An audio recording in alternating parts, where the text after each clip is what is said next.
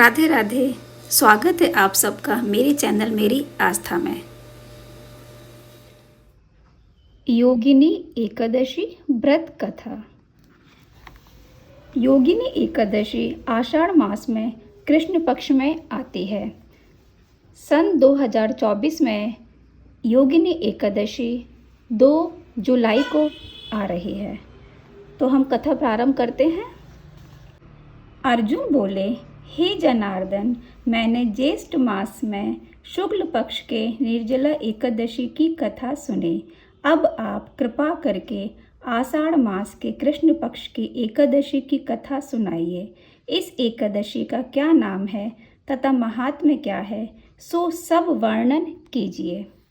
श्री कृष्ण भगवान बोले, हे कुंती नंदन, आषाढ़ मास के कृष्ण पक्ष की एकादशी का नाम योगिनी है। इसके व्रत से समस्त पाप नष्ट हो जाते हैं। यह व्रत इस लोक में भोग तथा परलोक में मुक्ति देने वाला है। हे पार्थ, यह एकादशी तीनों लोकों में प्रसिद्ध है। इसके व्रत से पाप नष्ट हो जाते हैं। आपसे पुराण में कही हुई कथा कहता हूँ, ध्यानपूर्वक सुनो। अलकापुरी नाम की नगरी में कुबेर नाम का एक राजा राज्य करता था। वह शिव भक्त था। उसकी पूजा करने के लिए एक हेममाली पुष्प लाया करता था। माली के विशाला लक्ष्मी नाम की अत्यंत सुंदर स्त्री थी।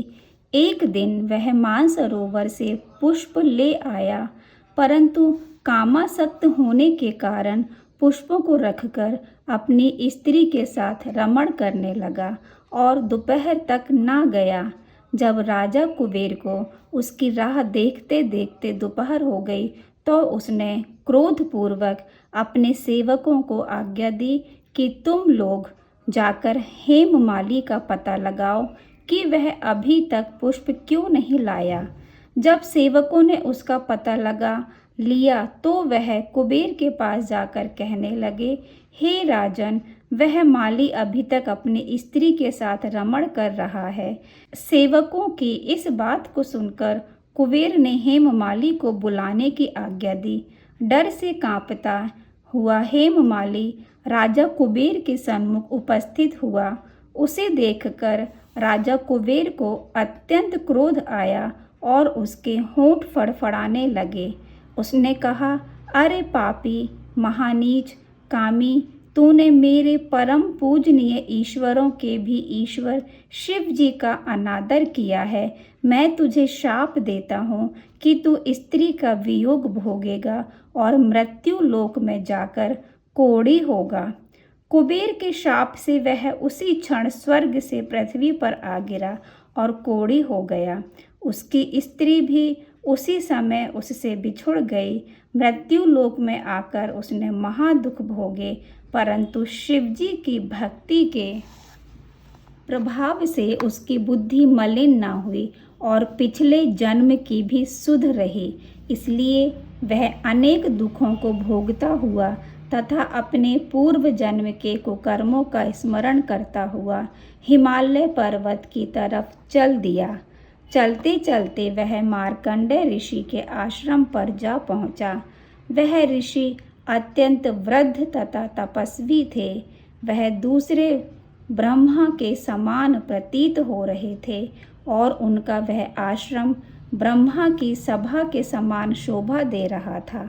उनको देखकर वह हेममाली वहां गया और उनको प्रणाम करके उनके चरणों में गिर पड़ा। उसे देखकर मार्कंडेय ऋषि बोले कि तूने कौन से खोटे कर्म किए हैं जिससे तू कोढ़ी हुआ और महान दुख भोग रहा है।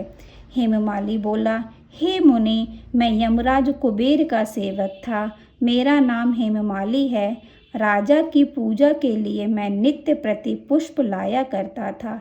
एक दिन अपनी स्त्री के साथ विहार करते करते देर हो गई और दोपहर तक पुष्प लेकर ना पहुंचा।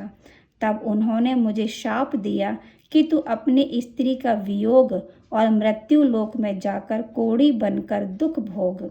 इस कारण मैं कोढ़ी हो गया हूँ तथा पृथ्वी पर आकर असहनीय कष्ट भोग रहा हूँ, अतः कृपा करके आप कोई ऐसा उपाय बतलाएं जिससे मेरी मुक्ति हो। इस पर मार्कंडेय ऋषि बोले, हे हेममाली, तूने मेरे सम्मुख सत्य वचन कहे हैं, इसलिए मैं तेरे उद्धार के लिए एक व्रत बताता हूँ। यदि तू आषाढ़ मास के कृष्ण पक्ष की योगिनी नामक एकादशी का विधि पूर्वक व्रत करेगा तो तेरे समस्त पाप नष्ट हो जाएंगे। इस पर हेममाली बहुत प्रसन्न हुआ और मुनि के वचनों के अनुसार योगिनी एकादशी का विधि पूर्वक व्रत करने लगा। इसके प्रभाव से कुछ ही समय बाद वह फिर से अपने पुराने रूप में आ गया और अपनी स्त्री के साथ विहार करने लगा।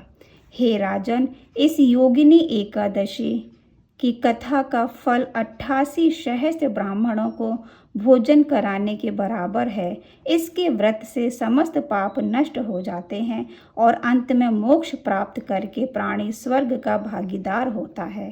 कथा सार है, व्यक्ति को पूजा आदि धर्म कार्यों में आलस्य या प्रमाद नहीं करना चाहिए, बल्कि मन को संयम में रखकर सदैव ईश्वर की सेवा में तत्पर रहना चाहिए। इस कलयुग में कोढ़ जैसे रोग से मुक्ति पाने के लिए मनुष्य को योगिनी एकादशी का व्रत श्रद्धापूर्वक करना चाहिए। राधे राधे।